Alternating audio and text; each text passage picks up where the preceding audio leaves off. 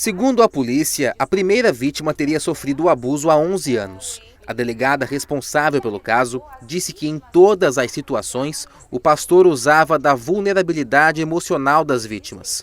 Os crimes teriam acontecido na casa delas e também nas igrejas. Isso foi um grande movimento, quando algumas pessoas vinculadas à igreja tomam conhecimento de mais de um fato e essas mulheres conversam entre elas e se encorajam, o movimento realmente traz à tona todos os fatos. E depois disso, após a notícia da prisão do investigado, outras mulheres se encorajaram. Quando elas viram a reportagem, elas ficaram paralisadas e o que aconteceu comigo foi verdade. Porque a todo momento essas mulheres questionam se aquilo realmente teria acontecido. E o porquê? Porque ele era um homem de Deus, ele era tido como um homem de Deus para essas pessoas. Ele tinha uma ascendência hierárquica por conta dessa estrutura administrativa da igreja evangélica. E, portanto, essas mulheres, ao tempo inteiro, após os fatos, elas questionavam se era talvez um demônio que tivesse naquele momento da oração tomado o corpo daquele pastor. Então, a dúvida, a tristeza, a vergonha, o medo de denunciar tomou conta das vítimas. De acordo com a polícia, entre as vítimas está um homem e os abusos aconteciam em momentos de oração.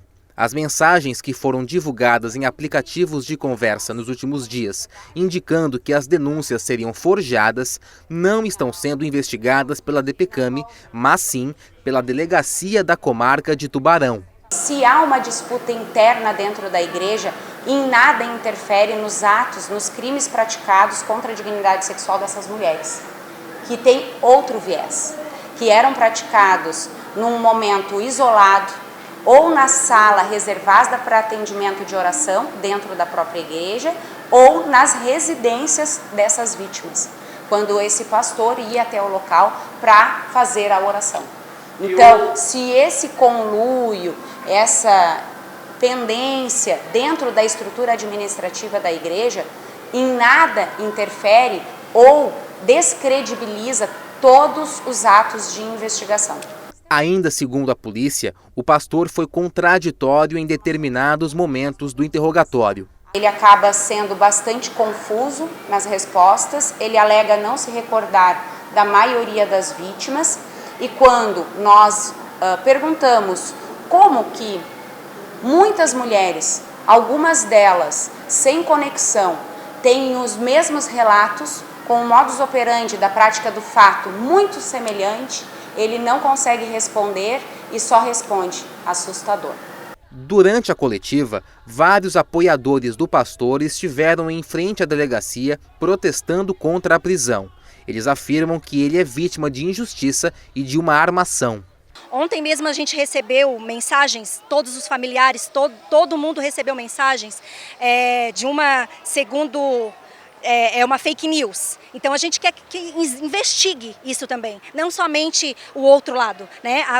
Na verdade, existe dois lados da moeda, não existe só um. Então por que só um está sendo apoiado e o outro não? É isso que a gente gostaria muito de saber e queremos justiça.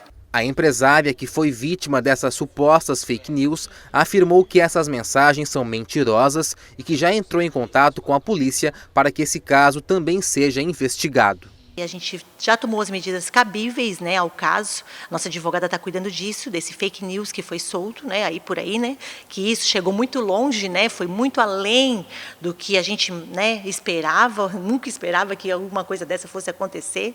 Palavras caluniosas, mentiras lançadas ali, né, e as pessoas que são responsáveis por esse fake, elas vão responder pelo que elas fizeram.